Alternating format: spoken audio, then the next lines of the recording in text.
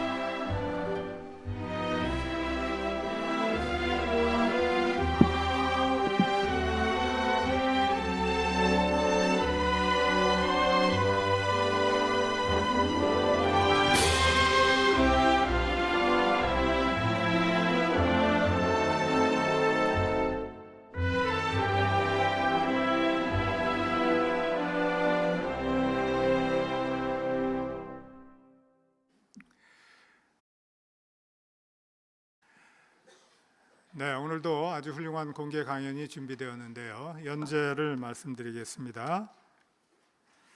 하느님과 함께 걸으면 지금부터 영원히 축복을 받는다입니다. 이 연설을 해주실 분은 현재 안성 서운서부 회중에 감독자로 일하고 계신 양영찬 형제이십니다. 여러분은 목적지를 찾아가다가 길을 잃고 헤매 본 적이 있으십니까? 특히 처음 가는 길이라면 우리는 매우 당황했을 것입니다. 그렇다고 포기하고 주저앉을 수는 없는 노릇 아니겠습니까? 그러나 요즘은 내비게이션이라는 길 안내 프로그램이 있어서 처음 가는 길도 비교적 쉽게 찾아갈 수 있습니다. 마찬가지로 이제 걸음마를 막 시작한 어린 아이를 혼자 걷도록 내버려 두는 부모는 없을 것입니다.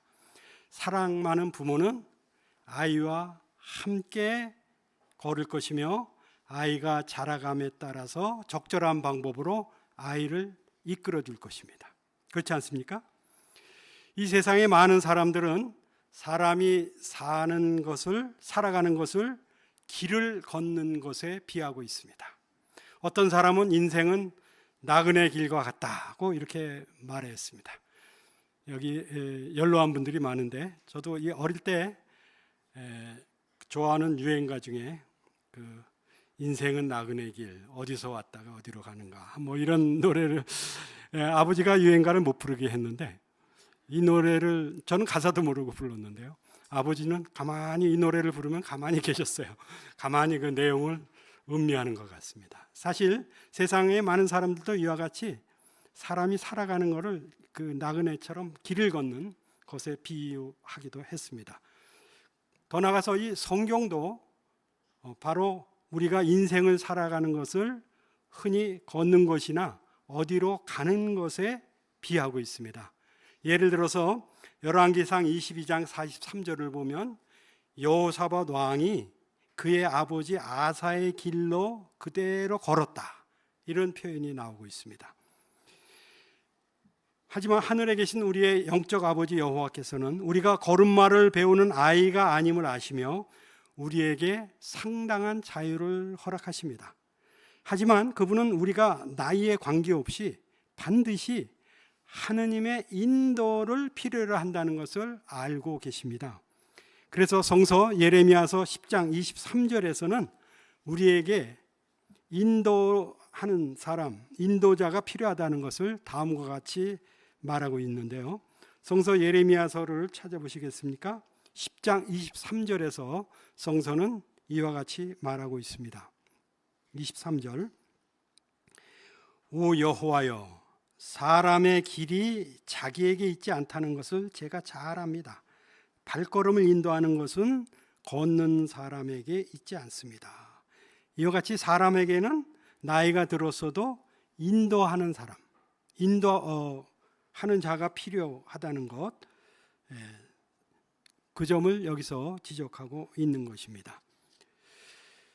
네, 그러므로 우리는 우리의 인생길을 잘 아시는 여호와 하느님과 함께 걸을 필요가 있습니다. 그러나 우리가 신뢰할 수 있는 내비게이션을 가지고 있다 하더라도, 내비게이션의 인도를 받는다 할지라도 서울 시내처럼 복잡한 높은 빌딩 숲을 지나갈 때는 상당히 그 혼란을 느끼게 됩니다. 그 빌딩의 몇 층인지 그 위치만 가지고는 찾을 수가 없게 되죠. 마찬가지로 우리가 지금 살아가는 이 시대는 매우 복잡한 도로를 지나가는 것과 같이 상당히 그 인생의 길이 단순하지 않습니다. 그래서 성경 디모데후서 3장 1절에서도 우리가 사는 이 시대를 대처하기 어려운 위급한 때라, 이렇게 말하고 있습니다. 하지만 우리는 이 어려운 시대를 혼자 자기 힘으로만 걸어야 된다고 생각해서는 안 됩니다. 우리는 모든 길을 잘 아시는 여호와 하나님과 함께 걸을 수 있기 때문입니다. 우리가 길을 잘 아는 신뢰할 만한 운전자와 함께 한다면 아무리 어려운 길, 또 처음 가는 길을 가더라도 우리는 지나치게 염려하지 않습니다. 어떤 사람은 차만 타면 아주 한숨 푹 자는 분들이 계셔요. 그 전에 제가 공도회중과 연합회 있을 때도 저 해남에 격지 봉사 갈 때 보면 봉고 타고 갈 때 타기만 하면 주무시는 분이 계셔요. 처음 가는 거 멀다 할지라도 운전자를 신뢰하기 때문이죠. 그 마찬가지로 우리가 하나님과 함께 걷고 하나님을 신뢰한다면 우리는 안심하고 우리의 목적지를 도착하게 될 것이라는 사실, 목적을 달성할 수 있다는 것을 알게 됩니다. 자, 그러면 어떻게 하면 하나님과 함께 걸을 수 있는지 하는 점을 알기 전에 먼저 보이지 않는 하나님과 함께 걷는다는 것이 무엇을 의미하는지 좀 생각해 보도록 하겠습니다. 하나님과 함께 걷는다는 것이 무슨 뜻인지 이해하기 위해서는 하나님과 함께 성공적으로 끝까지 걸은 성경에 나오는 좋은 본들을 살펴볼 수 있습니다. 성경에 나오는 하나님과 함께 걸은 최초의 좋은 본은 에녹이라는 사람입니다. 그는 첫인간 아담의 7세의 손으로서 하나님과 끝까지 함께 생애 내내 걸었다고 알려주는데요, 그 점을 창세기 5장 24절을 통해서 좀 알아볼까요? 성서 창세기 5장 24절입니다.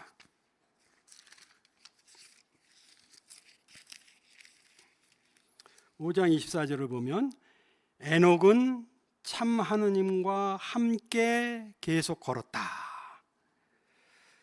네, 여기 보면 얼마 동안이나 걸었습니까? 하나님과 함께. 그 전구절 23절을 보면은 365년 동안 계속 하나님과 함께 자기 생애 끝까지 하나님과 함께 걸은 사람으로 나와 있습니다. 네, 사실 이렇게 처음 나오신 분들 이렇게 계실지 모르겠지만 30분 동안 또는 집회 끝날까지 거의 한두 시간 하나님과 함께 걷는 이런 분이 계실지 몰라도 1년 내내 하나님과 함께 걸으라면 아이고 그럴지 몰라요. 그러나 에녹이라는 사람은 365일이 아니라 365년 동안 내내 하나님과 함께 걸은 아주 훌륭한 분으로서 성경에 나와 있습니다. 또 다른 분으로 노아라는 사람이 있었어요. 성서 창세기 6장 9절에 보면 노아는 참 하나님과 함께 걸었다 이렇게 묘사되어 있습니다. 이와 같이 노아 홍수가 있을 때까지 무려 1600년이 넘는 그 상당히 오랜 기간 동안 하느님과 함께 걸은 사람은 단지 성경에 두 사람뿐이 나오지 않습니다. 그만큼 하느님과 함께 걷는다는 것이 그 당시에는 쉽지 않은 일이었던 것 같습니다. 자, 그러므로 이제 이들 충실한 사람들은 어떤 의미에서 하느님과 보이지 않는 하느님과 함께 걸은 사람이라고 말할 수 있습니까? 첫 번째는 하느님을 신뢰하는 면에서, 두 번째는 하느님의 인도에 의지했다는 점에서, 그리고 세 번째로는 하느님께 순종했다. 그러한 의미에서 하느님과 함께 걸은 사람들이다라고 말할 수 있습니다. 그들은 당시 대다수 사람들과 어우러질 수는 없었죠. 하느님과 함께 걷기 때문에 그 당시 사람들은 대부분의 많은 사람들이 악한 천사의 영향을 받아서 부도덕하고 폭력적이고 이런 세상이었어요. 힘만 세면 되는, 이렇게 뭐 제재를 받지 않고 그런 세상이었기 때문에 하느님과 함께 걷는다는 것은 그 당시 사람들과 좀 다른 길을 걷는 좀 유별난 사람이다, 이런 그 취급을 받을 수 있었습니다. 그럼에도 불구하고 그들은 참 하느님에 대해서 알게 되었고 알게 된 하나님의 뜻과 일치하게 생활했고 순종했습니다. 그렇기 때문에 그들은 참으로 하나님과 그 당시 사람과는 달랐지만 하나님과 함께 걸은 면에서 참으로 가치 있는 생애를 보냈다고 말할 수 있어요. 왜냐하면 두 사람 모두 그 시대에 하느님의 구출을 경험했을 뿐만 아니라 앞으로 낙원이 되는 이 땅에서 부활될 것이기 때문입니다.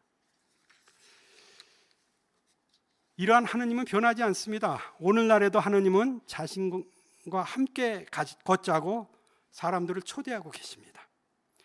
성경 예언은 놀랍게도 오늘날에 에녹이나 노아 시대와 같이 오늘날에는 비교적 소수의 사람들만이 하나님의 길로 걷는 것이 아니라 많은, 그 당시에 비하면 상당히 많은 사람들이 하나님의 길로 걷고 있으며 다른 사람들도 하나님의 길로 같이 가자, 같이 걷자고 초대할 것이 예언되어 있는데요. 그 점을 성서 미가서 4장 1절 2절을 통해서 고려해 볼 수 있겠습니다. 성서 요나서 다음에 나오는 미가서 4장 1절과 2절,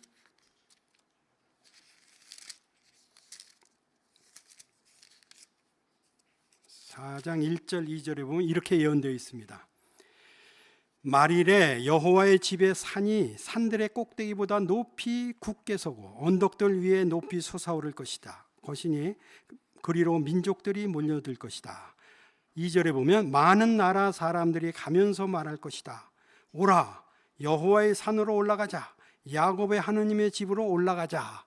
그분이 우리에게 그분의 길을 가르치실 것이니 우리가 그 길로 걸을 것이다. 여기 보면 말일에 있을 일, 말일은 1914년에 시작된 이 마지막 날의 마지막 부분을 의미하죠. 그 마지막 부분이 되면 하느님의 숭배가 다른 모든 숭배보다 드높여질 것이다, 이렇게 말했어요. 사실 여기 1절에 보면 여호와의 집의 산이 산들의 꼭대기보다 높아진다, 이 말은 이 당시에, 오늘날에도 그렇지만 옛날에도 높은 산에는 뭐가 있었습니까? 뭐 절이 있거나 서양에는 뭐 수도원이 있거나 이런 종교 숭배 장소가 있었어요. 그러니까 여기 산들의 꼭대기, 즉 산에서 제일 그 숭배, 높여진 숭배는 하느님의 숭배다. 하나님의 숭배가 다른 모든 종교 숭배보다 더욱더 아주 탁월하게 높여지게 될 것이라고 말하고 있습니다. 예언하고 있어요. 제가 여기 왔을 때인 1981년에 여기 서울 베델에서 이쪽 공도로 왔는데요. 그때는 공도회 중이 그 공도 읍 시내에 있었어요. 성원이 28명이었습니다. 그런데 지금은 얼마나 됩니까? 1000여 명이 넘겠죠. 상당히 많은 사람들이 이 지역에 사는 것으로 알고 있습니다. 정말 갈수록 하나님의 숭배가 아주 드높여질 것이다. 우리 서원면도 아주 시골이에요. 그런데 거기 봉사가 보면 사람들이 아이고 여호와의 증인만 아주 그냥 꽉 넘친다고 이렇게 소문이 났더라고요. 이렇게 하느님의 숭배가 다른 숭배, 산들의 꼭대기, 다른 숭배보다도 아주 드높여질 것이라고 말하고 있는데요. 2절에 보면 그들은 하느님의 길로 자신은 걸을 것이며, 또한 다른 사람들도 2절 하반절에 보면 다른 사람들도 우리 같이 걷자, 같이 걸읍시다, 하느님을 숭배하러 갑시다, 이렇게 하나님의 길로 걷자고 초대할 것이 예언되어 있습니다. 하지만 그렇게 하지 않는 사람들이 사실은 아직도 더 많죠. 왜냐하면 하느님과 함께 걷는 것은 인기 있는 행로가 아니기 때문입니다. 그 이유가 무엇일까요? 그 미가서 계속되는 4장 5절에 보면 다음과 같이 알려주기 때문인데요. 모든 민족은 저마다 자기 신의 이름으로 걸을 것이다. 우리는 영원토록 우리의 하느님 여호와의 이름으로 걸을 것이다. 이렇게 하나님의 숭배에 관심이 없고 하나님의 길로 걷지 않고 자기 신들의 이름으로 걷는 사람들이, 많은 사람들이 있을 것이라고 알려줍니다. 그러므로 이제 하나님의 이름으로 걷는다는 것, 어떻게 정의 내릴 수 있습니까? 첫째, 하나님의 뜻을 행하는 것. 두 번째는 하나님의 이름에 담긴 모든 의미와 일치하게 살아갈 때 하나님의 이름으로 걷는다고 말할 수 있는 것입니다. 자, 그러면 오늘날 우리는 어떻게 하나님과 함께 걸을 수 있겠습니까? 첫째, 하나님의 음성을 잘 듣는 것. 하나님과 함께 걸으려면 어디로 가라고 하는지 내비게이션도 이렇게 잘 봐야죠. 앞에 아무리 자동차 타고 가면서 내비게이션이 있어서 볼 줄 모르면 소용이 없죠. 먼저 하나님의 길로 걷기 위해서는 하나님이 어느 길로 가라고 하는지 잘 들어야 됩니다. 하나님의 음성을 잘 듣고, 두 번째는 들은 바에 따라서 걸어가는 겁니다. 길이 틀렸습니다, 잘못 다른 곳으로 가세요, 자꾸만 나와도 에이 무시하고 자기가 아는 길로 가다가 나중에 큰 곤혹을 치르는 경우가 사람도 종종 있죠. 하나님의 말씀을 잘 들었다면 그 들은 바에 따라서 행동하는 것, 그 길로 가는 것. 그러면 첫 번째, 하나님의 음성 어떻게 들을 수 있습니까? 시편 119편 105절을 찾아보겠습니다. 시편 119편 105절에 보시면 당신의 말씀은 내 발에 등불이며 내 길에 빛입니다. 여기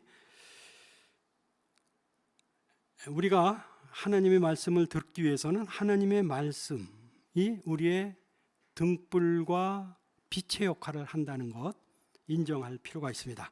우리는 모든 일에서 하나님의 말씀에 나오는 원칙을 따라야 합니다. 캄캄한 망망대해에서 어디로 가야 할지를 모를 때 멀리 보이는 망대가 있다면 그것을 기준으로 왼쪽으로 갈 것인지 오른쪽으로 갈 것인지 방향을 정하듯이 우리가 살아가면서 어떻게 해야 될지, 또 어디로 가야 할지를 모를 때 등대의 역할을 하는, 즉 내비게이션, 현대로 말하면 내비게이션 역할을 하는 성경을 잘 읽고 살펴보고 그에 따라서 크고 작은 결정들을 내릴 수 있을 것입니다. 사실 우리가 그와 같이 진리 안에서 걷는 것은 우리에게 그때뿐만 아니라 생활의 길이 되어야 돼. 생활의 길이 되어야 합니다. 모든 일에서 어떻게 하면 좋을까? 이렇게 할까? 저렇게 할까? 이 물건을 살까 말까? 이랬을 때 우리는 항상 하나님의 말씀에 근거해서 우리의 빛과 등대 역할을 하도록 할 때 우리는 하나님과 함께 걷는 사람이라고 말할 수 있습니다.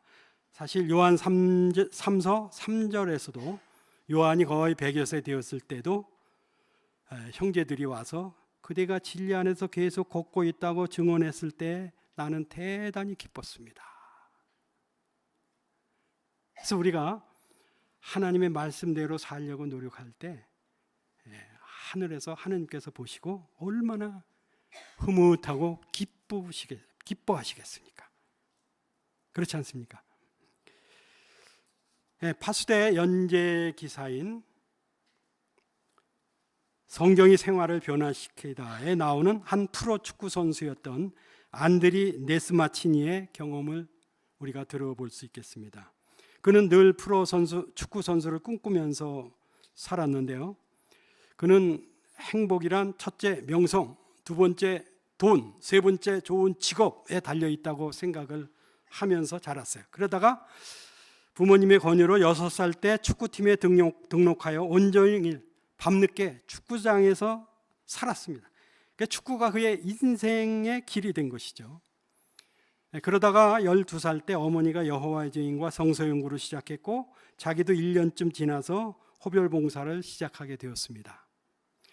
그러나 경험이 적은 어린아이들이 흔히 하듯이 계속 진리 안에서 걷지 않고 학교를 마치자 프로 축구 생활을 하게 되었습니다. 그 후 그는 돈과 명성 그리고 수익성이 좋은 부동산 투자 직업 등 자기가 생각한 행복에 필요한 모든 요소를 다 갖게 되었습니다. 그러나 그 후 구단 경영진과의 마찰로 인해서 모욕적인 대우, 또 젊은 선수로의 세대 교체, 부동산 폭락 등으로 깊은 좌절을 느끼게 되었습니다. 그러다가 청소년 시절에 여호와에 대해서 배운 것이 떠올라서 다시 성서 연구를 시작하게 되었고 2009년에 침례를 받아서 다시 여호와의 길로 걷게 되었습니다. 그는 이제 삶에서 큰 기쁨과 만족을 느낀다면서 이렇게 말하였습니다. 이런 감정은 그 어떤 메달이나 우승컵과도 비교할 수 없습니다. 여호와와의 관계는 그 무엇과도 비교할 수 없습니다. 이 세상이 제공하는 건 다 잠시뿐입니다. 환상일 뿐이죠. 라고 말했습니다. 이와 같이 우리가 진리 안에서 생활할 때 하느님과 함께 걷는 사람이 될 것입니다. 두 번째로 하느님과 함께 걸을 수 있는 방법은 예수 그리스도의 발걸음을 보다 밀접히 따르는 것입니다. 성서는 이렇게 공고하는데요. 베드로전서 2장 21절을 찾아보실까요? 성서 베드로전서 2장 21절입니다. 거기 보시면 사실 여러분은 이 길로 부르심을 받았습니다. 2장 21절. 사실 여러분은 이 길로 부르심을 받았습니다. 그리스도께서도 여러분을 위해 고난을 당하심으로 여러분에게 본을 남겨 자신의 발걸음을 밀접히 따르게 하셨기 때문입니다. 그리스도의 발걸음을 밀접히 따르는 방법, 그런 예수 그리스도의 본을 그대로 따라하는 것입니다. 여기 본이라는 말이 그리스어는 휘포그람모스라고 그러는데요. 밑에 쓰기 또는 쓴 것을 베끼기 이런 말로 해석이 된다고 합니다. 이것은 예수께서 하느님과 함께 걸으신 면에서 완전한 모본이 되셨다는 것을 의미하는 것입니다. 따라서 우리는 예수께서 생각하고 느끼신 방식에 맞추어서 우리의 생각과 느낌을 조정해 나감으로써 우리가 그리스도를 보다 밀접히 따라간다고 말할 수 있겠습니다. 더 나아가서 그리스도는 무엇보다도 자신이 가르치는 진리를 사랑하셨고 또 자신이 가르치는 사람도 사랑으로 가르치셨습니다. 그러므로 우리가 그리스도처럼 우리가 모든 일을 사랑으로 행한다면 우리가 하느님과 함께 걷고 있다고 말할 수 있는 것입니다. 이와 같이 하느님과 함께 걷는 사람들과 우리도 함께 같이 걷는다면 우리는 하느님과 함께 걷는 면에서 큰 도움을 받을 수 있습니다. 그러한 의미에서 이러한 그리스도인 모임에 정기적으로 참석해 보는 것은 어떻습니까? 그렇다면 우리가 하느님과 함께 걷는데 큰 도움과 힘을 받을 수 있겠습니다. 그리고 결정할 때 항상 예수라면 어떻게 하셨을까 하는 점을 생각해 볼 수 있겠습니다. 자, 그러면 우리가 빛의 자녀로서 하느님과 함께 걸을 때 오게 되는 누리는 축복은 어떤 것들이 있습니까? 빛의 자녀로서 걷는다는 것은 굉장히 큰 축복이라는 것을 우리는 깨달을 필요가 있습니다. 우리가 어두운 밤에도 요즘처럼 밝은 외등이 있다는 것은 얼마나 다행스러운 일입니까? 제가 1981년에 이곳 공도로 왔을 때만 하더라도 문기 초등학교 앞에서 이제 완행버스에서 내려가지고 여기 걸어 들어오는데요. 너무 컴컴해가지고 그 흐린 날에는 별들 빛도 안 보여가지고 한참 오다 보면 그 교회 옆에 그 넓은 밭으로 제가 들어가 있어요. 가끔 차가 지나갈 때 보면 엉뚱한 데 와 있어요. 너무 그 정도로 빛이 없는 어두컴컴한 데를 걷는다는 것은 상당히 헤매기도 일쑤고 굉장히 무섭습니다. 그리고 거기서 여기까지 걸어 들어오는데 너무 컴컴하기 때문에 금품을 요구하는 젊은이들이 가끔 때로 있어요. 그 사이를 잘 뚫고 나가야 됩니다. 그래서 쉽지 않습니다. 그렇기 때문에 밝은 그 계몽 가운데, 밝은 빛 가운데 있다는 것이 굉장히 큰 축복입니다. 그 마찬가지로 영적인 면으로나 도덕적인 면으로 우리가 밝은 영적 계몽 가운데 산다는 것은 굉장히 큰 축복이 될 수 있습니다. 이 세상은 영적인 면으로나 도덕적인 면으로는 대단히 암흑 가운데 있다. 짙은 암흑, 점점 어두워져가는 그런 암흑 가운데 있다고 말할 수 있습니다. 사실 이사야서 59장 8절로 12절에 보면 사람들이 눈먼 사람처럼 담을 더듬고 대낮에도 어두운 저녁 때처럼 걸려 넘어진다고 묘사하고 있습니다. 오늘날 세상 사람들이 그렇습니다. 하느님과 함께 걷지 않는 진리를 모르는 이 세상 사람들은 도덕적으로나 영적인 면으로 깊은 영적 어둠 가운데 있기 때문에 밝은 조명 밑에서 깊은 우울감, 좌절감, 또 부도덕한 행실을 범한 사람이 느끼는 죄책감, 무가치하다는 느낌, 우울감 등에 빠져 있는 것이 오늘날의 현실입니다. 그러나 우리는 영적 도덕적으로 계몽된 상태에 걷고 있기 때문에 우리는 이러한 장애물에 걸려 넘어질 필요가 전혀 없습니다. 우리는 세상 사건이 무엇을 의미하는지를 성서 예언을 통해서 환히 알고 있습니다. 대부분의 사람들은 이 시대가 왜 이토록 살기가 힘든지, 왜 이렇게 많은 사람이 고난을 당하는지에 대해서 캄캄할 뿐입니다. 그러나 하느님과 함께 걷는 사람에게는 그런 문제들을 밝혀주는 진리의 빛이 있기 때문에 우리는 지나치게 염려하지 않습니다. 오히려 성서 예언이 성취되는 것을 보면서 우리는 밝은 희망과 기쁨 가운데 걸을 수 있겠습니다. 그리고 하느님과 함께 걸으면서 우리는 함께 걷는 사람, 우리도 여행을 같이 하면 그 사람과 우정이 두터워지지 않습니까? 우리가 하느님과 함께 걸을 때 우리는 하느님과의 법관계, 깊은 우정을 즐길 수 있습니다. 시편 118편 6절에서 시편 필자는 여호와께서 내 편이시니 내가 두려워하지 않으리라. 사람이 내게 무엇을 할 수 있겠는가? 이렇게 말했습니다. 설사 하느님과 함께 걸으면서 한눈을 팔다가 넘어지더라도 하느님을 바라본다면 그분은 우리를 일으켜 주실 것입니다. 심지어 여호와께서는 죄를 짓는 사람들을 쉽게 포기하지 않으십니다. 그분은 회개하는 사람들을 너그러이 용서하십니다. 이사야 55장 7절에서는 악한 자는 그 길을 버리고 여호와께 돌아오노라. 그러면 그분이 자비를 베푸시고 너그러이 용서하실 것이라고 알려집니다. 더 나아가서 우리가 하느님 앞에서 깨끗한 양심을 갖게 되면 우리의 발걸음이 가벼워지고 인생길을 걸어가는 일이 훨씬 더 즐거워질 것입니다. 그렇습니다. 사람의 생명은 일종의 선물입니다. 그렇지 않습니까? 우리가 하나님과 함께 걷는다면 현재의 짧은 인생을 걸을 때에도 큰 만족과 축복을 누릴 수 있습니다. 하나님의 영감받은 말씀에도 사람이 인생을 걷는 인생길이 짧은 것을 두고 탄식하는 말씀이 있습니다. 시편 90편 10절에 보면 우리의 수명은 70년, 특별히 강건하면 80년이지만 우리가 날아가 버립니다. 지금 여기도 봐도 제가 여기 공도에 있을 때는 아주 같이 격지봉사도 다니고 아주 굉장히 젊음을 강건함이 있으신 분들이 이제 연로해지시고 신백발, 저는 머리카락이 좀 없습니다만 이렇게 세월이 벌써 갔나? 이렇게 갔나? 이렇게 느끼는 사람들이 많습니다.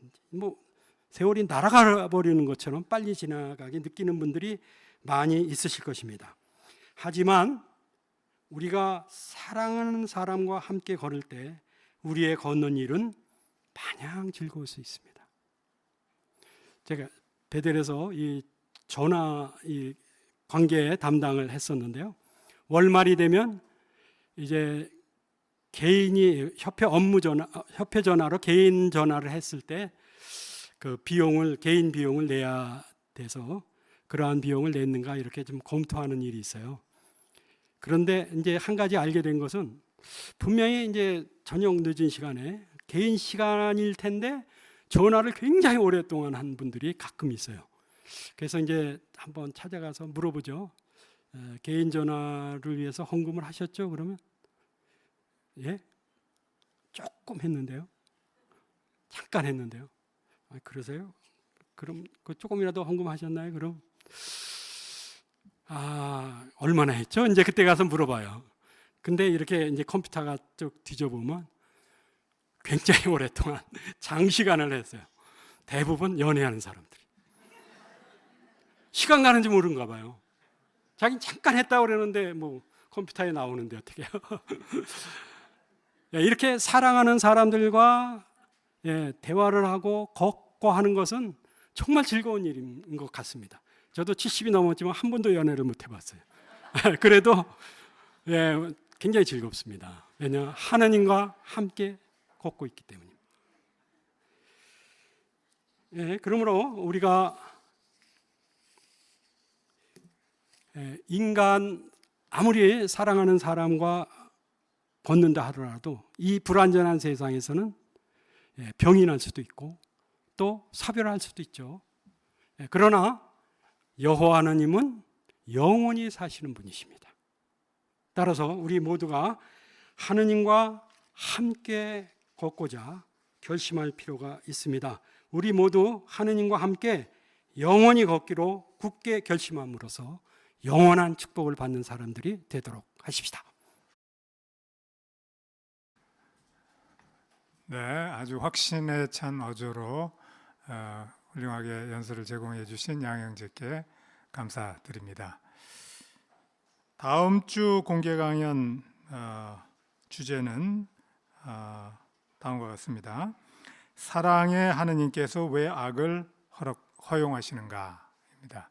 사랑의 하느님께서 왜 악을 허용하시는가. 네, 다음 주에도 관심을 가진 분들을 많이 초대하실 수 있겠습니다. 자, 그러면 이제 전 세계적으로 함께 갖는 파스테 연구 집회가 있게 되는데요. 파스테 사회자인 박노준 형제를 소개합니다. 네, 연구기사 16번째네요. 여기 봉사에서 더 큰 기쁨을 얻으려면 이라는 주제인데 노래가 딱 어울리는 노래를 부르게 됩니다. 마태 13장에 근거한 노래인데요. 수확하는 일에 기쁘게 참여하세. 노래입니다. 함께 부르시고 파수대 연구를 즐기겠습니다.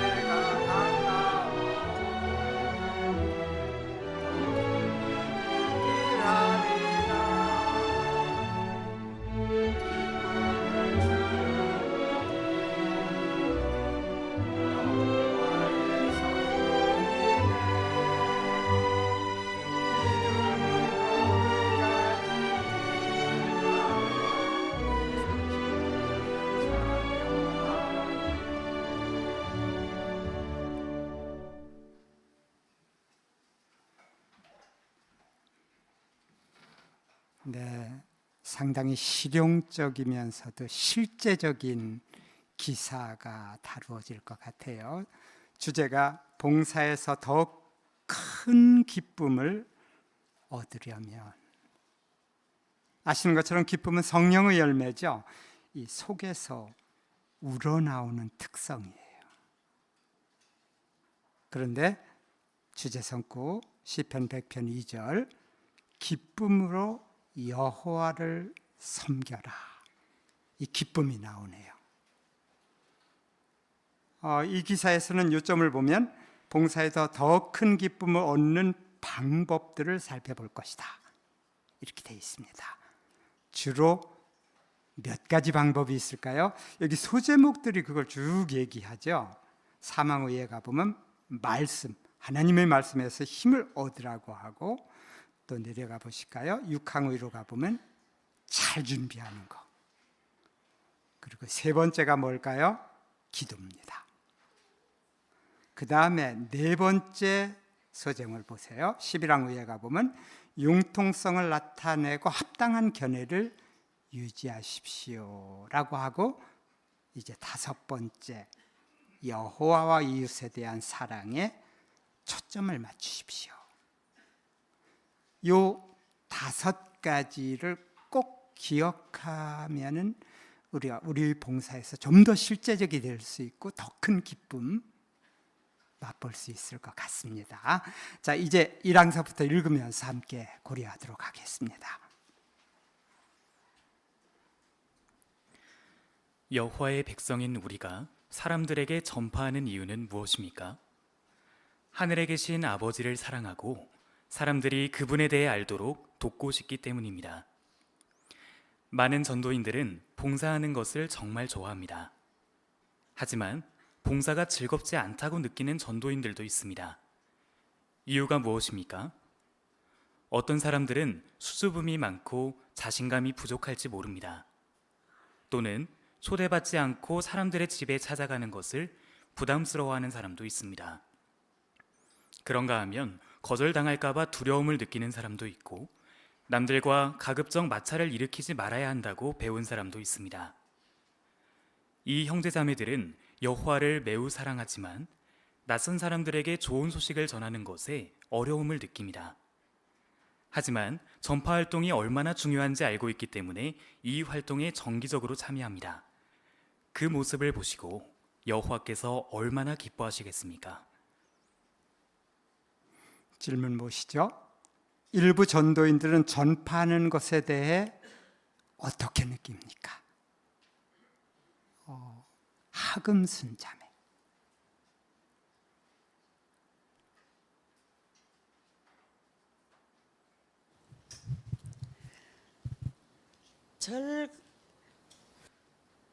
즐거운 알고 분함을 느낍니다. 네, 잘 발표해 주셨어요. 뒤에 정관순 자매. 많은 전도인들은 봉사하는 것을 정말 즐거워하지만 봉사가 즐겁지 않다고 느끼는 전도인들도 있습니다. 사파에서는 뭘 보여주는 것 같습니까? 나희정 자매. 네, 두 자매가 호별 방문 봉사를 하고 있는데요. 그 분위기를 보니 왼쪽 자매는 조금 전에 방문한 집주인과 대화가 잘 되고 출판물도 전해서 기분이 좋아 보입니다. 반대로 오른쪽 자매는 얼굴이 벌써부터 걱정인데 그 다음 집이 자신의 차례이기 때문입니다. 여러 가지 생각이 들 겁니다. 방금 앞집을 내가 했으면 참 좋았을 걸. 차라리 다음 집이 빈집이면 좋겠다. 나는 봉사할 때마다 왜 이럴까? 우리 중 일부는 전파활동의 체질에 맞아서 봉사가 가장 즐거운 일인 사람도 있지만 많은 전도인들이 봉사가 사파의 자매처럼 참 도전이 되는 일입니다. 느낌을 잘 살려주는 그런 저기를 했네요. 여기 앞에 이재영 형제 얘기도 좀 듣죠. 네, 그 오른편에 있는 자매가 옷도 이렇게 색깔 잘 맞추고 또 봉사 가방에 출판물도 잘 준비를 해서 이렇게 기쁘게 봉사를 나왔는데 말도 잘하고 봉사도 아주 능숙하게 잘하는 자매를 보고 나는 저렇게 못하는데 하고 이렇게 위축이 되는 것 같습니다. 그래서 자매가 옆에서 신나게 말을 하는데 거의 들리지 않는 것 같습니다. 오늘 이 자매가 이 어려움을 어떻게 극복하는지 잘 배울 수 있을 것 같습니다. 네, 나자매하고 이 형제가 아주 흥미롭게 사파 설명을 잘했네요. 근데 이 자매가 계속 등장하는 것 같아요. 사파를 계속 이따 유의해 보도록 하겠습니다. 이양 낭독합니다. 당신도 앞서 언급한 이유들 때문에 때때로 봉사가 즐겁지 않다고 느낍니까? 그렇다 하더라도 실망하지 마십시오. 자신감이 부족하다면 그것은 당신이 자신에게 주의를 끌고 싶어 하지 않는 겸손한 사람이기 때문일 수 있습니다. 또한 논쟁에 휘말리는 것을 좋아하지 않기 때문일지 모릅니다. 그리고 거절당하는 것을 좋아하는 사람은 아무도 없습니다. 특히 다른 사람을 도와주려고 하다가 거절을 당하면 더 실망스러울 것입니다. 하늘에 계신 아버지께서는 당신이 겪는 어려움을 잘 아시며 필요한 도움을 주고 싶어 하십니다. 이 기사에서는 그런 어려움을 극복하고 봉사에서 기쁨을 얻는 데 도움이 되는 5가지 제안을 살펴볼 것입니다. 봉사가 즐겁지 않다고 느껴지더라도 왜 실망하지 말아야 합니까? 앞에 정귀의 자매 앞에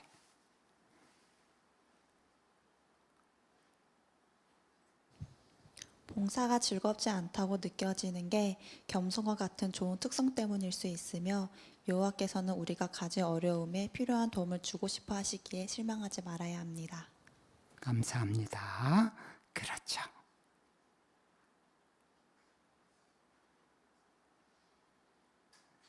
황복윤 자매. 이사야 41장 13절에 있는 것처럼 여호와 하나님께서는 두려워하거나 무서워하지 말라고 하셨습니다. 왜냐하면 여호와께서 든든한 백그라운드로 우리를 계속 돕고 싶어 하시기 때문입니다. 맞아요. 그분이 손잡게 하려면 5가지 기쁨을 얻는 방법을 잘 알아야 하는데 이제 다음 소제목을 먼저 보시고 사망 낭독합니다. 과거부터 현재에 이르기까지 하느님의 백성은 어려운 임무를 수행할 때 그분의 말씀에서 힘을 얻었습니다. 예를 들어 예언자 예레미야를 생각해 보겠습니다. 예레미야는 여호와로부터 전파하라는 임무를 받고 주저했습니다. 그는 이렇게 말했습니다. 저는 아직 아이라서 말할 줄 모릅니다. 예레미야는 이런 자신감 없는 태도를 어떻게 극복했습니까? 그는 하느님의 말씀에서 힘을 얻었습니다. 예레미야는 다음과 같이 말했습니다. 그 말씀이 마치 뼛속에 갇혀 타오르는 불같이 되었습니다. 제가 그것을 억누르기에 지쳐서 더 이상 견딜 수 없었습니다. 예레미야는 쉽지 않은 구역에서 전파해야 했지만 자신이 전해야 할 소식에서 힘을 얻어 맡겨진 임무를 완수할 수 있었습니다. 예언자 예레미야는 어떻게 전파할 힘을 얻었습니까? 가만히 있어 보자. 네, 앞에 강건의 형제.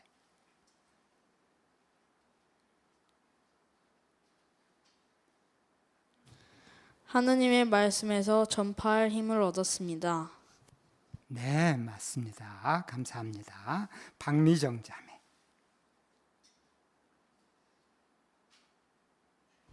예레미야는 자신감도 부족했었고 또 예언하던 중에 반대를 받아 매질을 당하고 밤새도록 착고에 채워지기도 했습니다. 게다가 조롱과 모욕도 당해 심적으로 큰 고통을 받아서 전파하는 것을 중단할 생각까지 했습니다. 하지만 하느님의 말씀이 그의 뼛속에서 불처럼 타올랐기 때문에 중단하지 않고 계속 담대히 전파할 수 있었습니다. 예, 정말 중요한 교훈 중에 하나네요. 김성진 자매. 네, 예레미야가 자신감 없는 태도를 극복하고 예언자로 봉사하면서 얼마나 담대하고 확고한 태도를 나타냈었던지 한 출판물에서는 후대에 예수의 지상생에 봉사하시는 모습을 본 사람들이 예수가 마치 예레미야 같다고 표현할 정도라고 알려줍니다. 이처럼 예레미야는 여호와의 말씀으로부터 나오는 힘을 얻어 어려운 임명을 온전히 완수하였습니다. 그렇죠. 맞습니다. 사항 낭독합니다. 그리스도인들은 하느님의 말씀에 담긴 소식에서 힘을 얻습니다. 사도 바울은 골로새 회중에 보낸 편지에서 형제들이 정확한 지식을 얻으면 모든 선한 일에서 계속 열매를 맺고 여호와께 합당하게 걸으려는 열망이 생길 것이라고 말했습니다. 그러한 선한 일에는 좋은 소식을 전파하는 것이 포함됩니다. 따라서 우리가 하느님의 말씀을 읽고 묵상한다면 여호와에 대한 믿음이 강해지고 그분의 왕국을 전파하는 일이 왜 그토록 중요한지 더 분명히 이해하게 됩니다. 먼저 골로새 1장 9절과 10절을 낭독하도록 하겠습니다. 유대환 형제. 그 때문에 우리는 그것에 대해 들은 날부터 여러분을 위해 끊임없이 기도하며 청해왔습니다. 우리는 여러분이 모든 지혜와 영적 이해를 갖고 그분의 뜻에 대한 정확한 지식으로 가득 차게 되어 모든 선한 일에서 계속 열매를 맺고 하나님에 관한 정확한 지식을 증가시키는 가운데 여호와께 합당하게 걸어 그분을 온전히 기쁘시게 드리기를 기도합니다. 낭독 감사드립니다. 자, 여기 하느님의 말씀을 읽고 묵상하면 어떤 유익이 있습니까? 뒤에 박대희 형제. 여호와에 대한 믿음이 강해지고 그분의 왕국을 전파하는 일이 왜 그토록 중요한지 더 분명히 이해하게 됩니다. 직접적인 대답 감사드립니다. 네, 이재경 형제. 네, 우리는 선하신 하느님을 닮아서 선한 일을 하고자 하는 마음이 이 가슴속에 내재되어 있습니다. 우리가 하는 이런 선한 일 중 가장 유익을 주는 것은 다른 사람에게 하나님이 직접 약속하신 그런 그 영원한 생명에 대한 좋은 소식을 전해주는 것인데요. 그분의 말씀을 읽고 지식을 증가시킨다면 그분의 좋은 소식을 전파하고자 하는 이 열망이 더욱 커질 것입니다. 그렇게 한다면 하는 일마다 성공하는 삶을 살게 될 것입니다. 네, 읽고 묵상하는 것의 중요성 느끼게 해주는데요. 5항 낭독합니다. 하느님의 말씀에서 최대의 유익을 얻으려면 서두르지 말고 충분한 시간을 들여 성경을 읽고 연구하고 묵상해야 합니다. 잘 이해되지 않는 성구를 읽게 된다면 그냥 넘어가지 마십시오. 워치타워 출판물 색인 또는 여호와의 증인을 위한 연구자료 찾아보기를 사용해 그 성구에 대한 설명을 찾아보십시오. 시간을 내서 성경을 연구하다 보면 하느님의 말씀이 참되다는 확신이 강해질 것입니다. 그러한 확신이 더 강해질수록 배운 내용을 사람들에게 전해주는 일이 더 즐거워질 것입니다. 성경을 읽고 연구하는 일에서 최대의 유익을 얻으려면 어떻게 할 수 있습니까? 노영자매. 네, 충분한 시간을 들여서 읽고 이해되지 않는 건 반드시 조사해야 합니다. 그렇죠. 맞습니다. 조경연 형제. 네, 출판물 세계인이나 연구자료 찾아보기를 사용해서 잘 이해되지 않는 성구에 대해서 공부할 수 있습니다. 맞습니다. 그래야 되겠죠. 지성배 형제.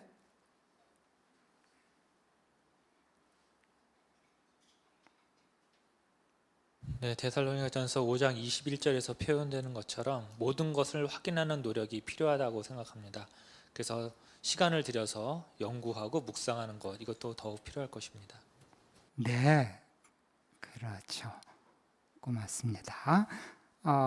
나동주 형제.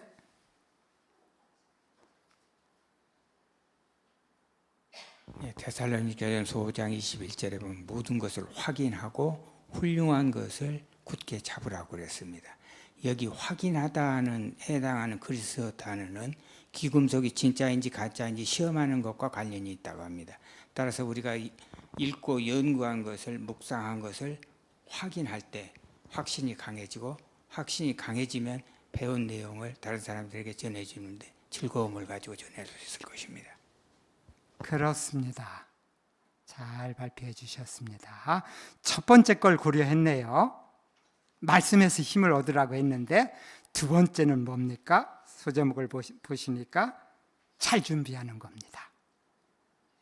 소제목 보시면서 6항 낭독합니다. 봉사를 잘 준비한다면 사람들과 더 편안하게 이야기할 수 있을 것입니다. 예수께서는 제자들을 전파 활동에 내보내기 전에 그들을 잘 준비시켜 주셨습니다. 제자들은 예수께서 가르쳐 주신 대로 했기 때문에 선한 일을 많이 하면서 큰 기쁨을 느꼈습니다. 우리는 왜 봉사를 잘 준비해야 합니까? 네, 김명식 형제.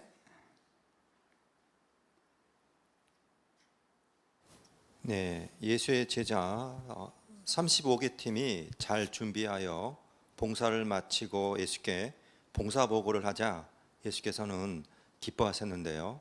우리도 봉사를 잘 준비한다면 사람들과 더 편안하게 이야기할 수 있으며 예수 그리스도와 여호와께 기쁨을 들을 수 있습니다. 네, 그렇게 팀으로 발표해 주니까 또 아주 의미가 있네요. 감사합니다. 이동윤 형제 앞에.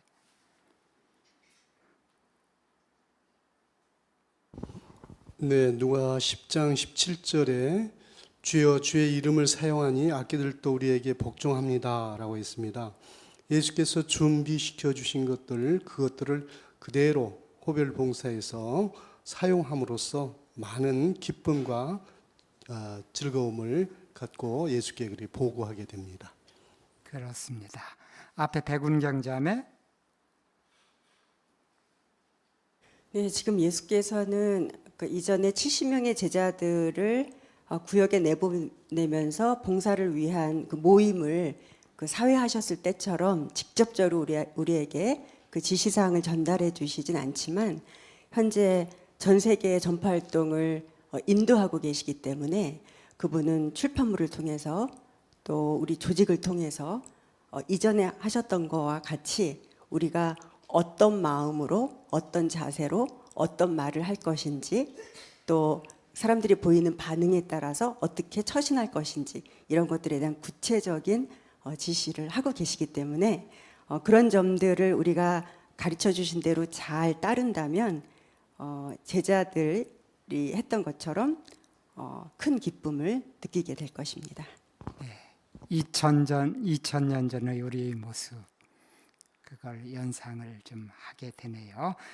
7항 낭독합니다. 어떻게 봉사를 준비할 수 있습니까? 어떻게 진리를 자신의 말로 자연스럽게 표현할 수 있을지 생각해 보아야 합니다. 또한 구역 사람들이 흔히 나타내는 반응 2-3가지를 예상해 보고 각 상황에서 어떻게 대답할지 생각해 두는 것이 좋습니다. 그런 다음 사람들과 직접 만날 때 긴장을 풀고 미소를 지으며 친근한 태도로 대화를 시작해 보십시오. 어떻게 봉사를 준비할 수 있습니까? 아까 먼저 번에 나왔던 그 자매의 현재 모습도 같이 사파로 띄어져 있는데 대답에 참여할 수 있습니다. 김예슬 자매. 진리를 자신의 말로 자연스럽게 표현할 수 있도록 미리 준비할 수 있습니다. 그렇죠. 단지 글이 아니고 말이네요. 여하정 자매.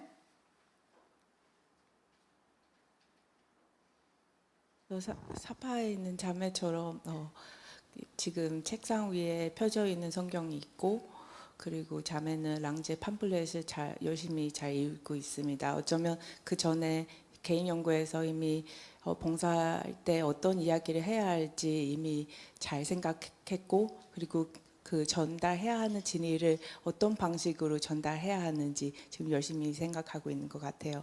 저희도 우리도 준비할 때, 봉사를 위해서 준비할 때 제가 전달해야 하는 진리는 어떤 식으로 전달할지, 그리고 어떤 모습으로 전달할지, 제 얼굴 표정 어떻게 해야 하는지 미리 준비할 수 있습니다.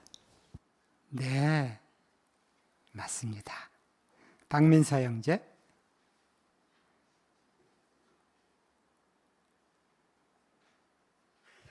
그 구역 사람들의 반응을 2-3가지 예상을 하라 그랬는데요.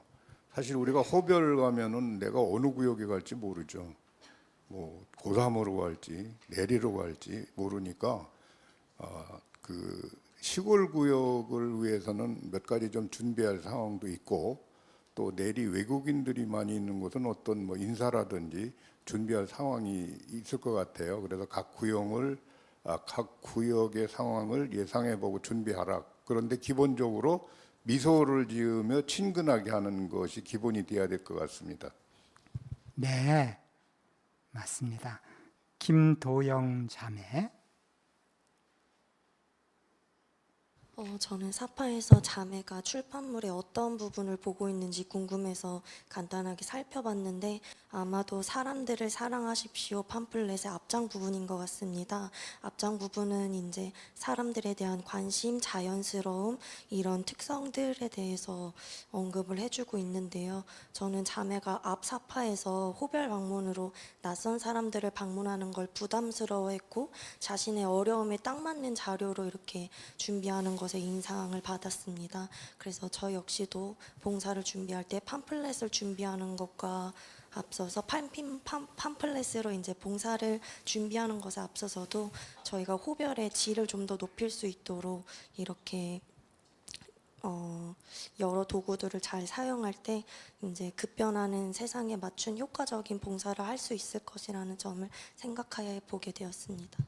네, 사파를 아주 잘 관찰을 했네요. 김성진 자매. 네, 또 한국에서는 낯선 사람들과 대화하지 않는 경향이 있는 것 같은데요. 그래서 낯선 사람이 말을 걸면 사람들은 불편하고 두려운 마음이 들 수 있습니다. 그러므로 미소를 지으면서 친근한 태도로 대화를 시작하는 것이 효과적일 수 있을 것 같습니다. 네, 그렇죠. 여기 사파 밑에 잘 준비하십시오 하고 이 사파가 나왔어요. 이제 8항 낭독합니다. 사도 바울은 전파 활동에서 우리가 하는 역할을 다음과 같은 비유적인 말로 설명했습니다. 우리는 이 보물을 질그릇에 지니고 있습니다. 이 보물이란 무엇입니까? 왕국 소식을 전해 사람들의 생명을 구하는 일입니다. 질그릇은 무엇입니까? 좋은 소식을 사람들에게 전하는 하느님의 종들을 가리킵니다. 바울 시대에 상인들은 음식이나 포도주나 돈과 같은 중요한 물건들을 진흙으로 만든 항아리에 담아 운반했습니다. 이와 비슷하게 여호와께서는 보물과도 같은 좋은 소식을 우리에게 맡기십니다. 여호와의 도움에 힘입어 우리는 충실하게 그 소식을 전할 수 있습니다. 그리스도인은 어떤 면에서 사도 바울이 말한 질그릇과 같습니까? 앞에 이완 형제. 네, 바울 시대에 중요한 물건을 옮기기 위해 질그릇과 같이 진흙으로 만든 항아리가 사용된 것처럼 여호와께서 보물과 같은 왕국의 좋은 소식을 우리에게 전파하도록 맡기셨다는 면에서 질그릇과 같습니다. 맞습니다. 그렇죠. 뒤에 채달레 자매. 네, 또 연구 노트에 보면 이 질그릇은 귀중한 내용물을 운반하고 나면 깨트리거나 버리는 경우가 많았다고 알려줍니다. 이처럼 질그릇은 비록 값싼 것이었지만 그런 귀중한 물건들을 목적지까지 운반하는 데 유용하게 사용된 것처럼 여호와께서는 불완전한 평범한 사람들을 사용하셔서 보물과 또 같은 좋은 소식이 전해지도록 하셨습니다. 그렇죠. 맞습니다. 앞에 홍화자 자매.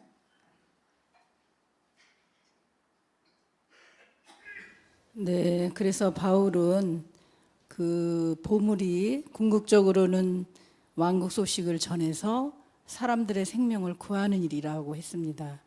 그러니까 사실 우리가 질그릇이긴 하지만 우리에게 담겨진 보물, 좋은 소식이 너무나 큰 보물이기 때문에 여호와께서는 이 그릇을 귀히 잘 보호해 주시고 또 도와주시고 해야만이 그 보물이 보관이 되는 것처럼 하나님께서는 계속 도와주시고 우리가 충실하게 그 소식을 전할 수 있도록 해주실 거라는 것을 확신할 수 있습니다. 네, 그렇죠. 질그릇이 얼마나 깨지기 쉽고 또 때에 따라서 보관하고 끝나면 깨서 버리기도 하는데 거기에 보물이 담기면 아주 소중하고 귀해지죠. 그죠? 뭘 담느냐가 참 중요하다는 생각을 다시 한번 하게 돼요, 우리 자신이.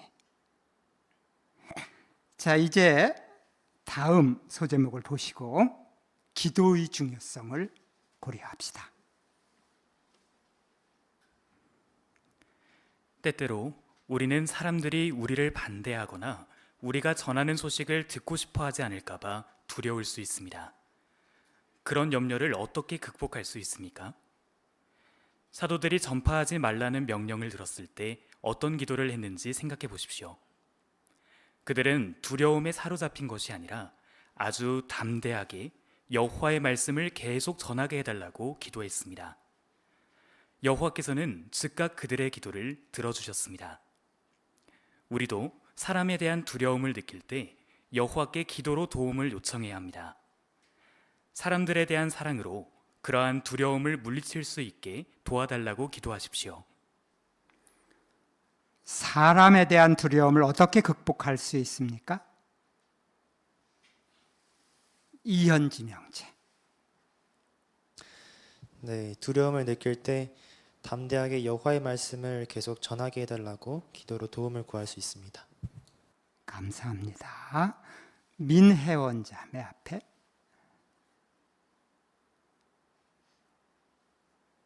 전도할 때 전도인이 서론을 제공했지만 상대편에서 아무런 반응을 나타내지 않거나 처음부터 거절하는 말을 하거나 크게 반대하는 등 대처하기 어려운 반응들이 있기 때문에 봉사하기 전부터 고민되고 두려울 수 있지만 기도로 용기를 강구드릴 수 있습니다.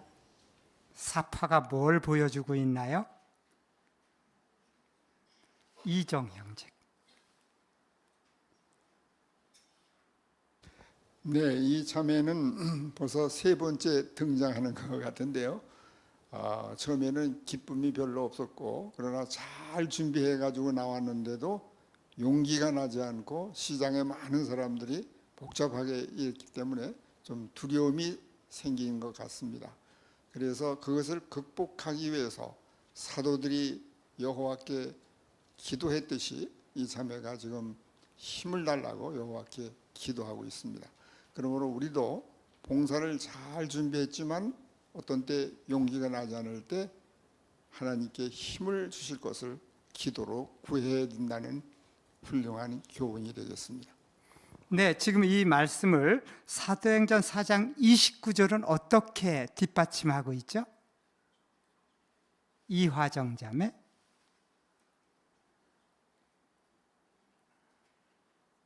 네, 전파하지 말라는 명령을 들었을 때 사도들은 아주 담대하게 여호와의 말씀을 계속 전하게 해달라고 기도를 했습니다. 그때 여호와께서는 간구를 마치자 그들 모두에게 성령으로 도와주심으로 그들이 하나님의 말씀을 담대하게 전할 수 있었습니다. 이렇게 여호와께서는 이런 기도를 즉각 들어주신다는 것을 알 수 있습니다. 그렇죠. 네, 나자매.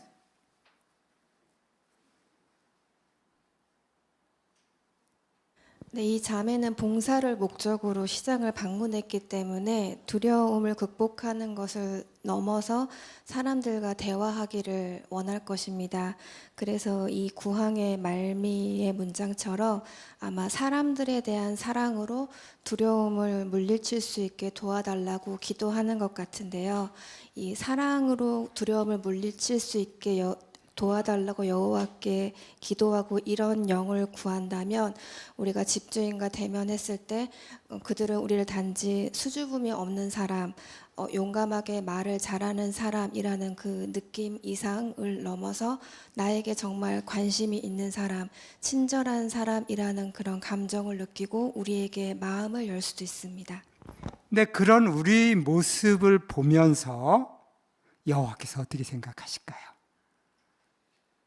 이제 시팡을 보십니다. 여호와께서는 우리를 그분의 증인으로 임명하셨고 우리가 용기를 내게 도와주겠다고 약속하십니다. 그분이 우리를 도와주시는 방법 중 4가지는 다음과 같습니다. 첫째, 우리가 좋은 소식을 전파할 때마다 예수께서 우리와 함께 계십니다. 둘째, 여호와께서는 천사들을 사용해 우리를 도우십니다. 셋째, 돕는 자인 성령을 우리에게 주셔서 배운 내용을 생각나게 해주십니다. 넷째, 함께 봉사할 형제 자매들을 주십니다. 여호와와 사랑 많은 형제 자매들의 지원이 있기 때문에 우리는 아무 부족함 없이 용기 있게 계속 전파할 수 있습니다. 먼저 이사야 43장 10절로 12절을 낭독하도록 하겠습니다. 앞에 함정임 자매.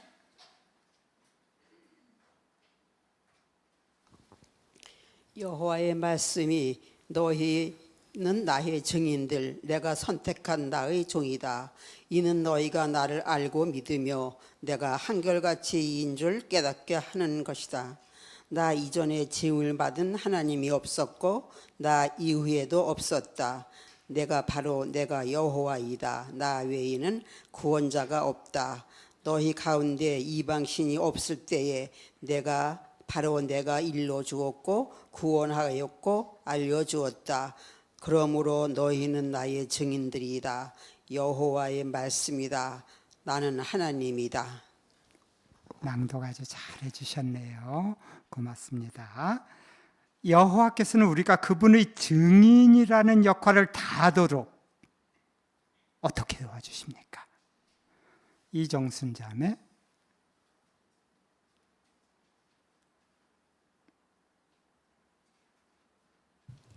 주권자인 주 여호와께서 우리를 선택하여 증인으로 임명하셨고 참 하나님이시며 한결같으신 그분에게만 구원이 있으시다는 것을 깨닫고 알리는데 우리를 용기를 내게 도와주시겠다고 낭독 성구에서 약속하셨습니다.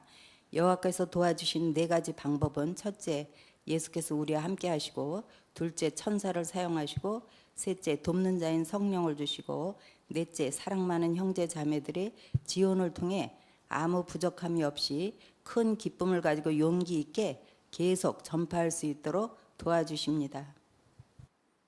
네.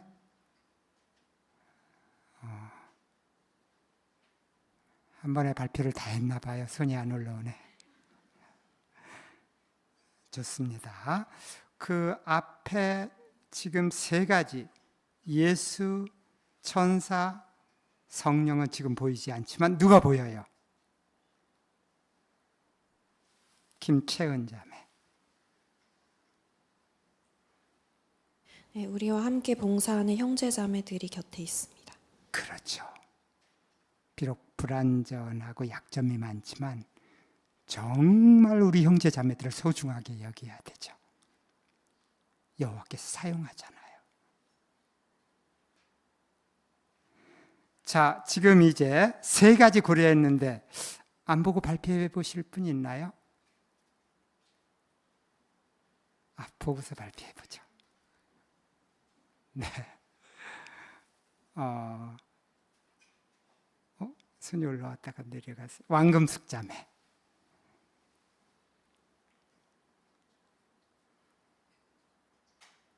네, 질그릇인 우리가 그 보물을 잘 사람들에게 나눠주기 위해서 필수적으로 우리가 해야 할 일이 첫 번째, 하나님의 말씀에서 힘을 얻고 두 번째, 봉사를 잘 준비하며 세 번째, 용기를 달라고 하나님께 기도하는 것입니다.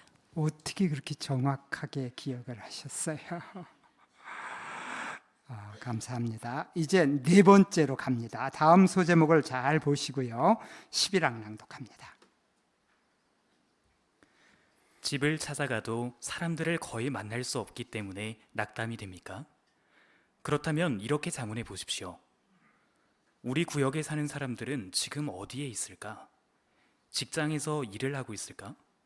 아니면 쇼핑을 하거나 장을 보러 나갔을까? 그런 경우라면 사람들을 더 많이 만나기 위해 가두 증거를 해보는 것이 어떻겠습니까? 조슈아 형제는 이렇게 말합니다. 저는 통행이 많은 쇼핑센터나 주차장을 돌아다니면서 많은 사람들에게 좋은 소식을 전할 수 있었어요. 또한 조슈아와 그의 아내 브리짓은 초저녁과 일요일 오후에 집집을 방문하여 더 많은 사람들을 만날 수 있었습니다. 네, 봉사할 때 어떻게 더 많은 사람을 만날 수 있습니까? 앞에 조수아 자매. 네, 앞에. 우리 구역에 있는 사람들을 언제 어디서 만날 수 있는지 생각해보고 그에 맞춰 봉사하는 시간대와 장소를 바꿔볼 수 있습니다. 네. 아니, 핵심을 어떻게 저렇게 빨리 발표할까? 좋습니다. 맞아요. 사파를 보니까 또 등장하네요, 자매가. 기도한 다음에 지금 어떻게 하고 있죠? 네, 이주연 자매. 네, 여기 파란 옷을 입은 우리의 자매는 이번에 아주 담대하게 성공적으로 봉사를 하는 모습을 보여줍니다. 그녀는 봉사하는 시간을 잘 선택한 것 같은데요. 아마도 이 야채를 파는 여 사장님이 더 많은 손님이 없는 그런 조금은 한가한 시간을 고른 것 같고, 또 장소는 시장이라는 사람이 좀 많이 있는, 그래도 만날 수 있는 그런 곳을 선택했습니다. 그래서 우리의 JW 카드를 잘 전달하면서 즐겁게 대화하고 하느님의 소식을 기쁘게 전하고 있습니다. 맞습니다. 그렇죠. 서지훈 형제. 네, 우리 구역도 호별 방문이나 봉사를 해보면 집에 없는 사람들이 집에 사람이 없는 것을 굉장히 많이 발견하게 됩니다.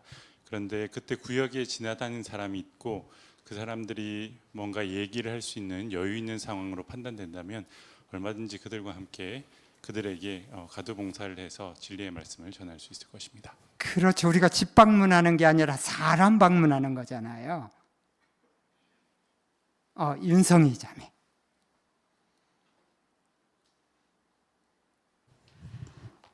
바이오니아 학교 때요, 강사가 오늘 하루 봉사를 나가면서 몇 사람을 만날 건지 계획을 한번 세워보라고 했어요. 그래서 이제 계획을 세우고 나가면 무조건 그저 다가가서 대화를 하게 됩니다. 그래서 구역에 들어가면 집에서 만나지 않는 방금 서형제께서 발표하신 것처럼 동네에서 어정거리는 사람들도 이제 접근을 해서 대화를 하면서 혹시 집에 계실 때 제가 찾아가면 아는 척 해주세요 이렇게 말을 하고 헤어집니다. 그러면 진짜 집에 가서 만날 수도 있고 그렇게 해서 제가 최근에 봉사에서 즐거움을 느낀 거 2가지. 사람을 만나면 그저 대화를 한다. 그러고 또 집에서 나갈 때 몇 사람을 만날 건지 목표를 세운다. 요 2가지로 인해서 현재 많은 즐거움을 누리고 있습니다. 예, 저도 목표로 그렇게 해봐야 되겠다는 생각을 하게 되네요. 정말 좋은 점 제안해 주셨어요. 요 사파 밑에 글씨가 하나 있죠? 어떻게 해보라고요? 네, 김세범자.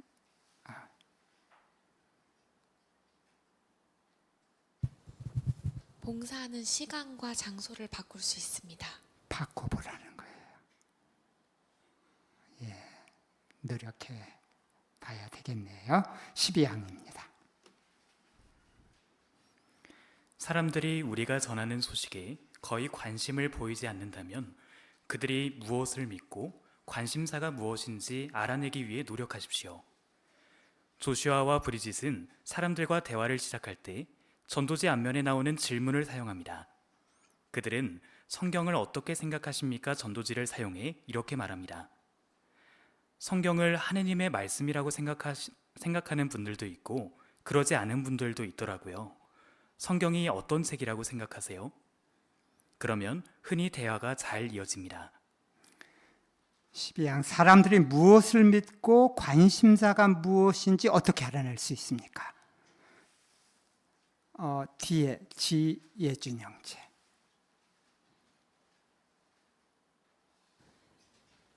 집 근처를 잘 살펴본다면 관심사가 무엇일지 알아볼 수 있는데요. 예를 들어 조경을 하신 분들이라면 식물에 관해 이야기할 때 관심을 잘 나타내십니다. 그러네요. 먼저 잘 살펴보자고 관찰해보자고 하네요. 김동경 형제.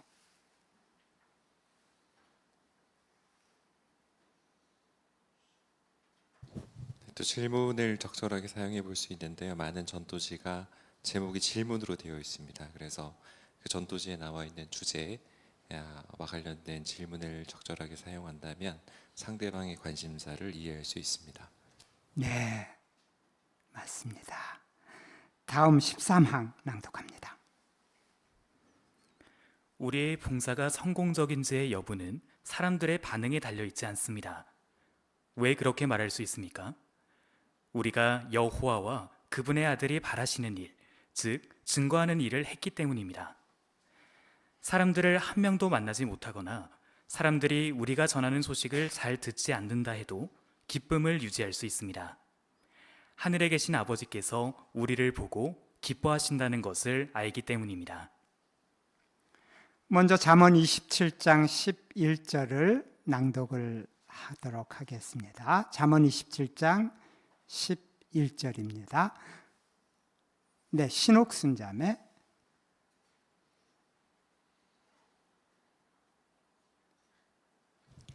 내 아들아 지혜롭게 되어 내 마음을 기쁘게 하여라. 그러면 나를 조롱하는 자에게 내가 대답할 수 있을 것이다. 네, 감사합니다. 사람들이 잘 듣지 않는다 해도 왜 우리 봉사가 성공적이라고 말할 수 있습니까? 김형자 A자매.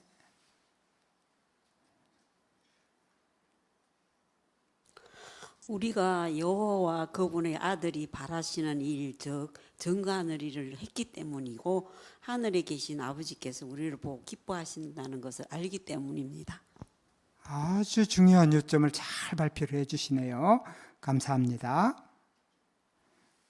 네, 염승호 형제. 잠언 27장 11절에 나오는 것처럼 사탄은 여호와를 섬기는 사람들이 이기적인 동기로 그렇게 한다라고 여호와를 조롱하고 또 사람들을 조롱했습니다. 그런데 우리가 반응이 없는데도 전파를 한다면 우리가 봉사에서 직접적인 기쁨이 있지 않더라도 여호와께서 기뻐하시기 때문에 이 일을 한다는 뜻이 될 것이고 오히려 여호와께서 기뻐하실 만한 일이 되겠다라고 생각해 볼 수 있었습니다. 예, 성구의 문맥을 잘 분석을 해줬네요. 박춘웅 형제. 사람을 단 한 사람도 못 만나도 기쁘게 할 수 있는 것은 여호와께 대한 진정한 사랑이 있기 때문에 그 일을 합니다. 그러면 우리가 진정한 사랑으로 그 일을 하기 때문에 사탄에게 대답할 수 있죠. 네, 우리 동기가 사랑이지 어떤 반응이 아니라는 것을 증명하게 되는 겁니다. 네, 감사합니다. 유광열 형제. 일단 우리가 봉사에 나서면 아무도 못 만났어도 누군가의 눈에 띄거나 먼 발치에서 우리를 보거나 하면서 여호와의 증인들이구만 이런 생각만 해도 우리는 그거 자체가 증거입니다. 또 반대를 받아가지고 거절을 당했어도 역시 그것도 증거가 되고 있는 것이고요. 그러니까 뭐 어떤 행동을 하든 여호와 보시기에 우리는 증거를 하고 철저히 증거하라는 명령을 수행하고 있기 때문에 우리는 행복할 수 있습니다. 그렇죠. 맞습니다. 되게 중요한 점을 계속 얘기를 하고 있네요. 오견민 형제. 또한 사람이 거주하는 온 땅에 좋은 소식이 전파될 것이라는 하느님의 예언을 행하고 있는 것이기 때문에 반응이 어떻든 성공적이라고 할 수 있습니다. 그렇죠. 맞습니다. 서지훈 형제. 또 우리가 노아를 생각해 보면 만약에 봉사의 결과만으로 성공 여부를 판단한다면 노아는 봉사에 실패한 사람이라고 할 수 있습니다. 아무도 이 하나님의 말씀으로 인도하지 못했기 때문이죠. 그렇지만 그가 의의 전파자라고 불릴 수 있었던 이유는 그가 하나님의 뜻에 따라 그대로 임명을 수행했기 때문입니다. 따라서 우리가 하는 일도 마찬가지로 하나님의 뜻에 따라 정확하게 수행한다면 성공적이라고 할 수 있습니다.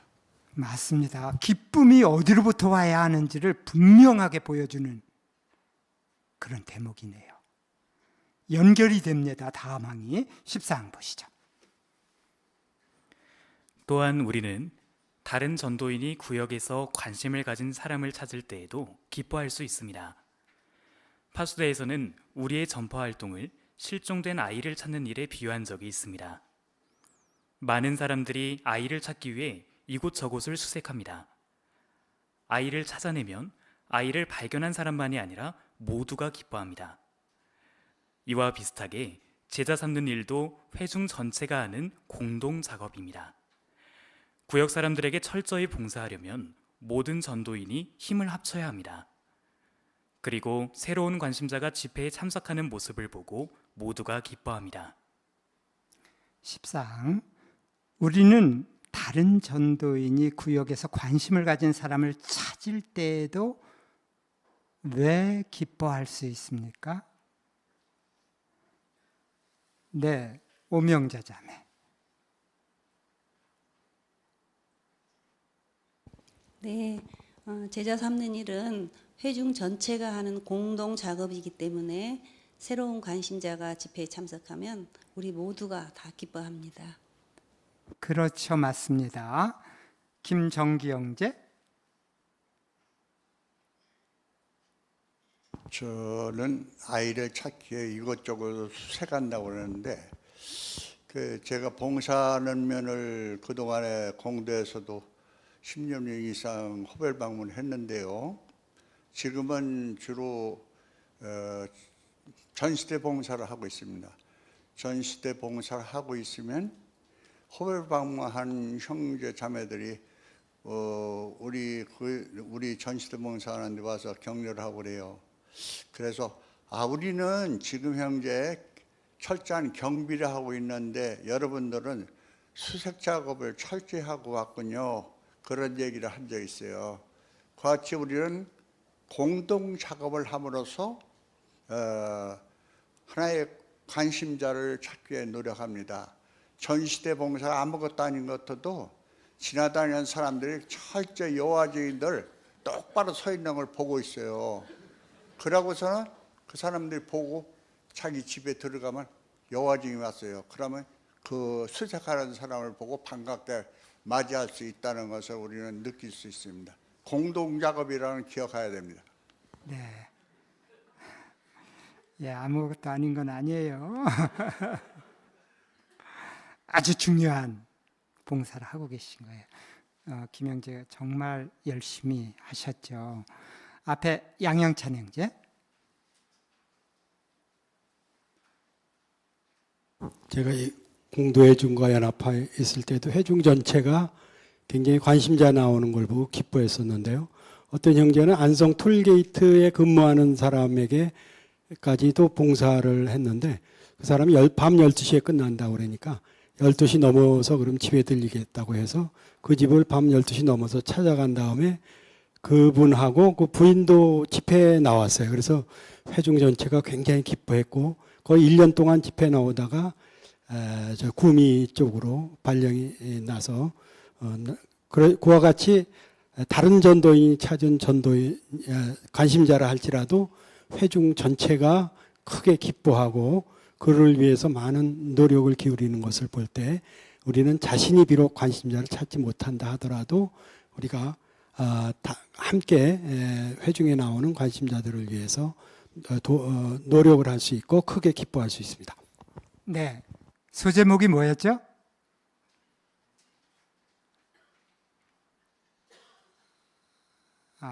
예, 다 알고 계시는데 융통성이었죠. 예, 그리고 합당한 견해를 갖는 거였는데 이제 마지막 소제목 보십니다. 15왕 낭독합니다. 전파 활동이 여호와와 이웃에 대한 사랑을 나타내는 일임을 늘 기억한다면 봉사에 대한 열정이 더 커질 것입니다. 우리가 봉사하는 모습을 보시고 여호와께서 얼마나 기뻐하실지, 또 사람들이 성경을 배우면 얼마나 행복해질지 생각해 보십시오. 우리가 전하는 소식에 좋은 반응을 나타낸 사람들이 영원한 생명을 얻을 것이라는 점도 생각해 보십시오. 네, 먼저 마태복음 22장 37절로 39절을 낭독하도록 하겠습니다. 앞에 국일자 자매 낭독을 부탁드릴게요. 그분이 그에게 말씀하셨다. 내가 내 마음을 다하고 영혼을 다하고 정신을 다해 너의 하나님 여호와를 사랑해야 한다. 그것이 가장 큰 첫째 계명입니다. 그러나 비슷하게 둘째 계명은 이러합니다. 내 이웃을 내 자신처럼 사랑해야 한다.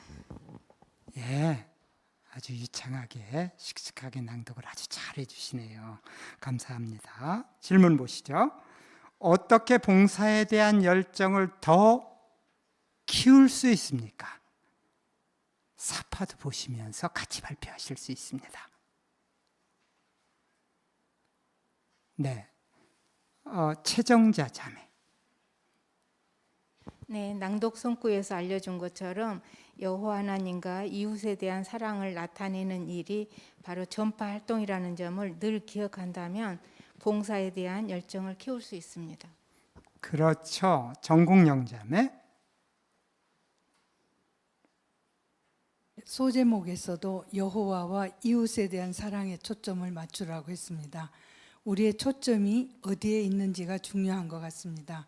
우리가 사람들의 반대와 조롱 또 무관심에 초점을 맞추면 미리 힘이 빠지게 되지만 여호와께 초점을 맞추게 되면 여호와께서 우리가 무엇을 하기를 원하시는지 또 우리가 하는 행동을 보고 얼마나 기뻐하실지를 생각할 때 봉사에서 아무도 듣지 않는다는 느낌이 들어도 즐겁게 봉사할 수 있을 것입니다. 네, 감사합니다. 맨 뒤에 황유정 자매. 낙성 사람들은 사랑하는 것은 쉽지 않습니다. 여호와께서 각 사람을 어떻게 보시는지 생각해 볼 필요가 있습니다. 그분의 눈으로 사람들은 보는 법을 배우면 더 열심히 전파하려는 마음을 갖게 될 것입니다. 한국말 이제 잘하시네. 네, 고맙습니다. 그렇죠. 사파가 보여주는 건 뭐죠? 정규의 자매?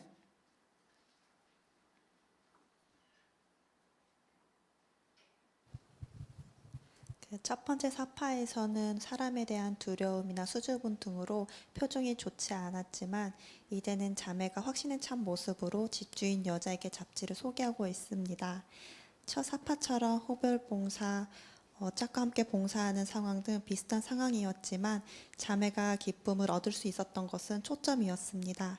우리가 전파활동이 여호와와 이웃에 대한 사랑에 초점을 맞춘다면 계속 기쁨을 유지할 수 있을 것입니다. 그러네요. 정공영 자매의 발표하고 잘 어우러지네요. 안주리 자매.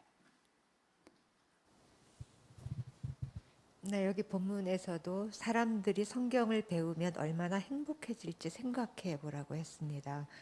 그렇게 사람들에 대한 관심과 애정을 가진다면 봉사에 더 큰 열정을 나타낼 수 있을 것입니다. 네, 16항 낭독합니다. 어떤 이유로인가 바깥 출입이 어려운 상황입니까? 그렇다면 그 상황에서 어떻게 여호와와 이웃에 대한 사랑을 나타낼 수 있을지 생각해 보십시오. 코로나19 팬데믹 기간에 사무엘과 그의 아내 다니아는 집 밖을 거의 나갈 수 없었습니다. 그 힘겨운 시기에 그들은 꾸준히 전화봉사와 편지봉사를 했고 화상회의 프로그램을 사용해 성서 연구도 사회했습니다. 또한 사무엘은 항암 치료를 받기 위해 병원에 다녔는데 그곳에서 만나는 사람들에게 좋은 소식을 전했습니다. 그는 이렇게 말합니다. 힘든 일들을 겪다 보면 정신적으로, 신체적으로, 영적으로 지치게 되죠. 여호와께 드리는 봉사에서 기쁨을 얻어야 합니다.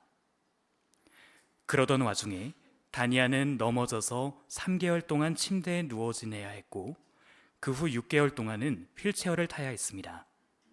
다니아는 이렇게 말합니다. 제 상황에서 최선을 다하려고 노력했어요.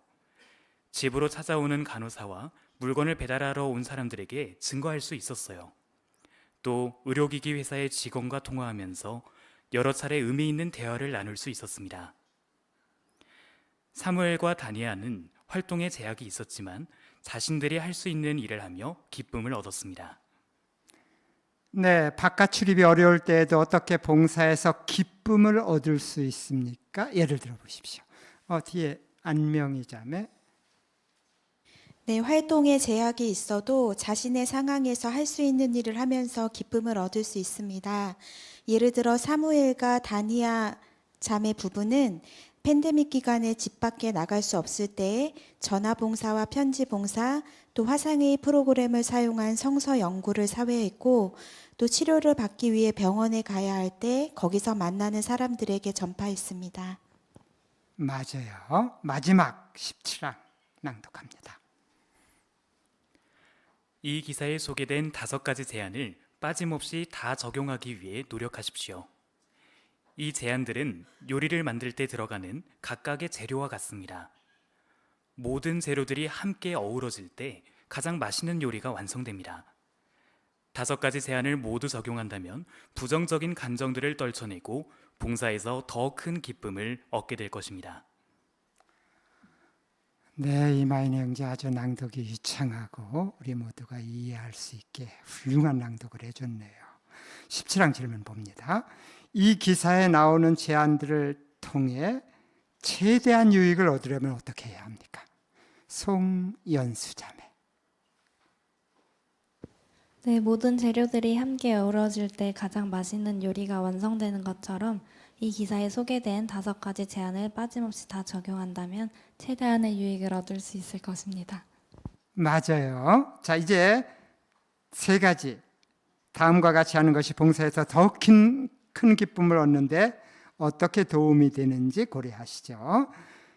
시간을 내서 잘 준비한다. 고은별 자매,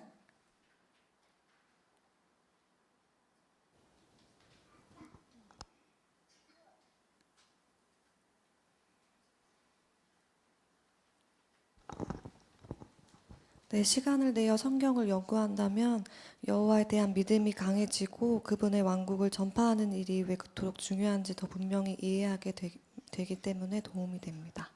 네, 그렇죠. 홍준혜 자매,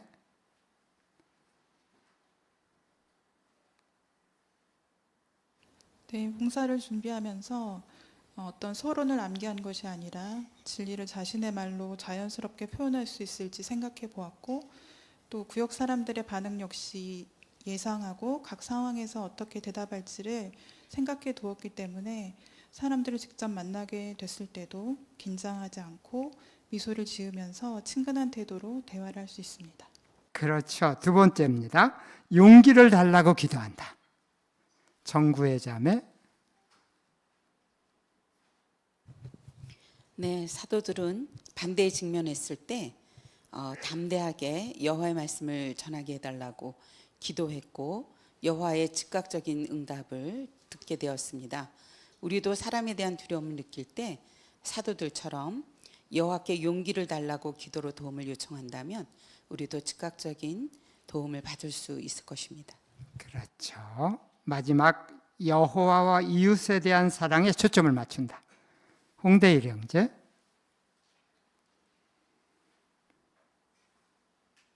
네, 그렇게 하면 봉사에서 무슨 특별한 성과가 없다 하더라도 계속 기뻐할 수 있는데요. 왜냐하면 여호와께서 우리가 그분의 뜻을 수행하는 데 대해서 그것을 보시고 좋아하시고 기뻐하시기 때문이고, 또 사람들이 우리의 소식을 받아들이게 될 때 그들이 얻게 되는 유익, 그리고 그들이 행복한 삶을 살게 될 가능성이 있다는 것을 생각하게 되기 때문에 기쁨을 계속 유지할 수 있습니다. 네, 그렇죠. 5가지 오늘 방법 고려했어요. 상당히 실제적인 방법이죠. 아주 맛깔나는 요리를 만드시면 좋겠습니다. 이 5가지를 머릿속에 잘 기억하고 실제 봉사에서 적용했으면 참 좋겠습니다. 네, 이렇게 맞춰지게 되겠네요. 노래 80번을 함께 준비하십니다. 시편 34편 8절에 근거한 노래예요. 여호와의 선하심을 맛보아 알아라. 이 노래를 부르시고 우리를 위해서 강연을 수고하신 양영찬 형제의 기도로 이 모임을 마치겠습니다.